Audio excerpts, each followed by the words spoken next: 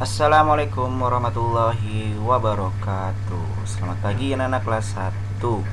Baik, kita hari ini jumpa lagi di pelajaran TIK, Teknologi Informasi dan Komunikasi.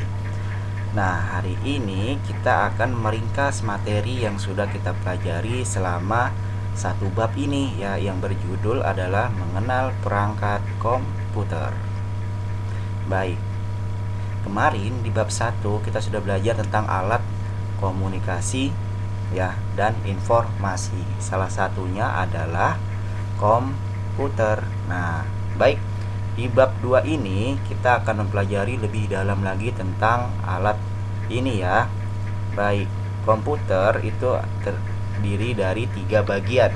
Yang pertama ada yang namanya adalah software ya. Soft itu artinya lunak, ware artinya perangkat atau perangkat lunak. Perangkat lunak ini biasa kita sebut dengan aplikasi ya, aplikasi yang ada di dalam komputer. Tentu aplikasi banyak ya, tergantung dari fungsinya karena mereka memiliki fungsi yang berbeda-beda. Ada contoh aplikasi yang sebagai sistem operasi ya, contohnya ada Windows.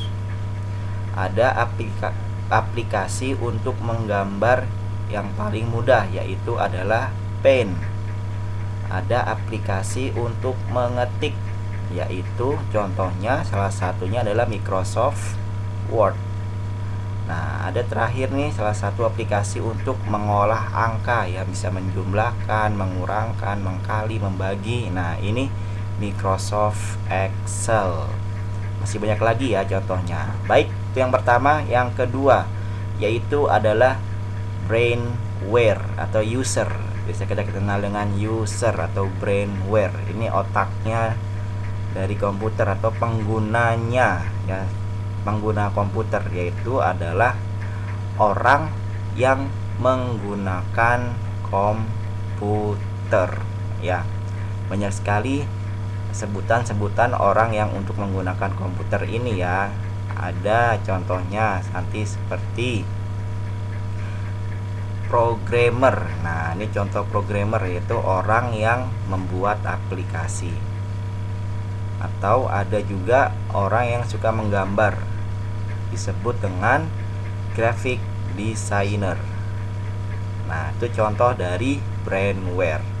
Baik, yang ketiga, yang terakhir yaitu adalah hardware atau perangkat keras ya. Hard itu keras ya, jadi hardware perangkat keras.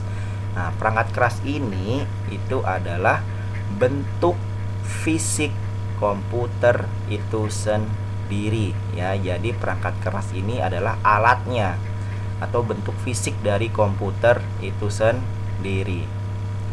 Nah, agar mempermudah kita menjabarkan contoh-contoh hardware, kita lihat dari fungsinya ya. Ada 5 fungsi hardware, yaitu yang pertama adalah sebagai input device ya, input device atau alat masukan, fungsinya untuk memasukkan data. Nah, kita bisa masukin tulisan atau mengetik tulisan dengan keyboard. Kita juga bisa menggerakkan kursor atau mengklik. Nah, itu bisa menggunakan alatnya mouse yang bentuknya seperti tikus ya. Ada juga alat untuk merekam suara, yaitu mikrofon. Nah, berikutnya, kalau tadi suara, ini merekam gambar, yaitu kamera atau webcam ya.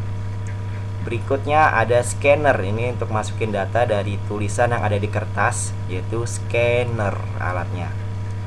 Nah, yang terakhir masukin data, membacanya dari CD, yaitu CD-ROM. Itu tadi yang pertama, alat masukan. Setelah alat masukan, nanti datanya diproses di processing device atau alat pengolah data atau alat pemproses data, disebut dengan processing device. Cuma satu alatnya ya, yaitu adalah CPU. bacanya CPU ya, CPU panjangan dari Central Processing Unit.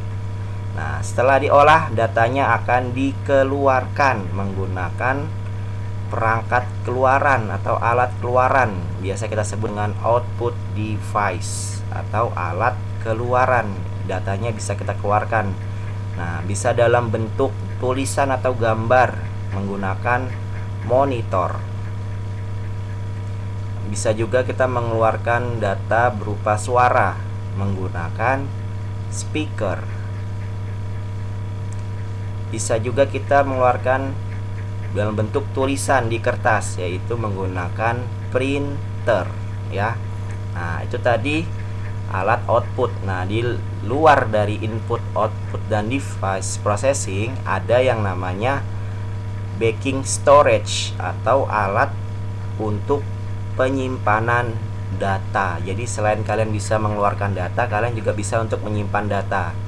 Yang pertama contohnya adalah hard disk. Nah, ini contoh hard disk internal. Kenapa disebut internal? Karena ada di dalam CPU ya.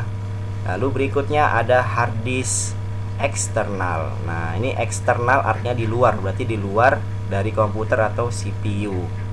Nah, berikutnya ada flash disk. Lalu ada CD atau kepanjangan dari compact disk. Lalu ada yang namanya disket. Nah, ini jarang sekali sekarang udah digunakan karena kecil ya kapasitasnya. Berikutnya yang terakhir, yang kelima, yaitu fungsinya sebagai peripheral atau alat tambahan ya. Peripheral, alat tambahan. Nah, contohnya apa? Satu kita beri contoh, yaitu adalah modem untuk dapat memasukkan atau mengeluarkan sinyal internet. Nah, itu dia materi yang sudah kita pelajari selama 1 semester ini. Ya, kurang lebihnya mohon maaf. Assalamualaikum warahmatullahi wabarakatuh.